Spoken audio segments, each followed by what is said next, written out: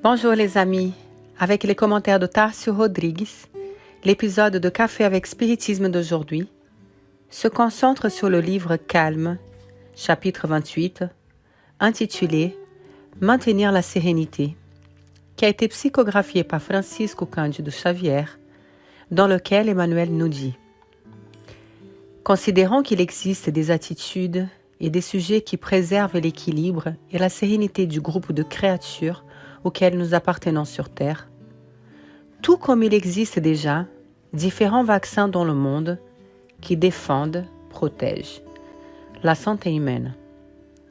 Nous savons que rien ne se passe sans la permission de la divine providence et que nous sommes tous appelés à coopérer avec la divine providence qui nous laisse la liberté d'agir dans les événements quotidiens dans notre condition d'esprit responsable.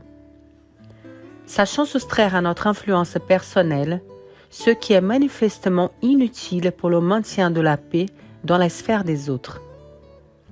Si vous avez entendu une remarque désagréable au sujet d'une certaine personne, assumez la fonction d'extincteur, le commentaire malheureux, car la transmission de la connaissance de ce genre n'a aucune signification constructive.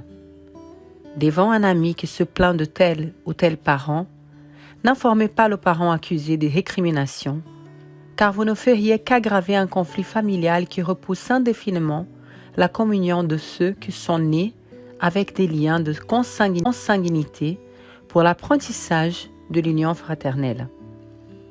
Ne dramatisez pas vos propres problèmes afin de ne pas répandre des impressions exagérées de sujets négatifs susceptibles de nuire à de nombreuses personnes.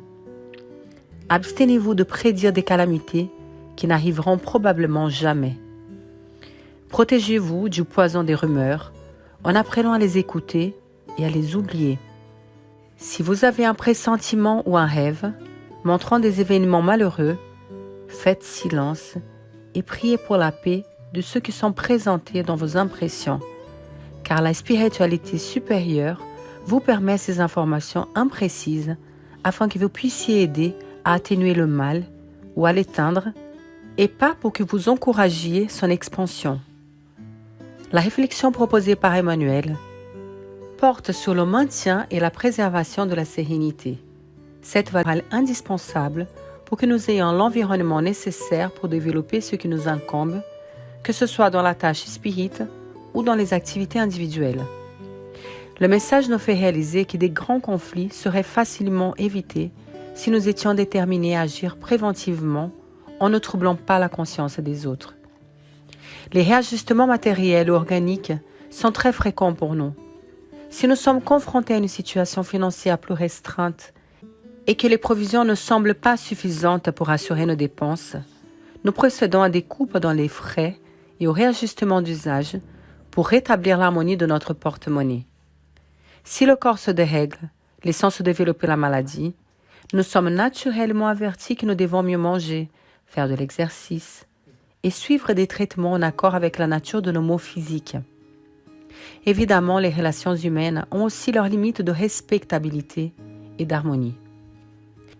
Si l'autre ne partage pas notre idée, même si nous sommes dans la vérité, c'est à nous de façonner la lumière pour qu'elle ne devienne pas aveuglante pour les autres. Personne n'apprend dans la violence et la perturbation. L'étude sérieuse ou l'activité sociale demande toujours du respect et de la sérénité pour que la paix de chacun ne soit pas troublée. Comme le conclut Emmanuel, rappelez-vous, dans de nombreux moments difficiles de la vie, la sérénité des autres dépend exclusivement de nous. Que Jésus nous bénisse et rendez-vous dans le prochain épisode de Café avec Spiritisme.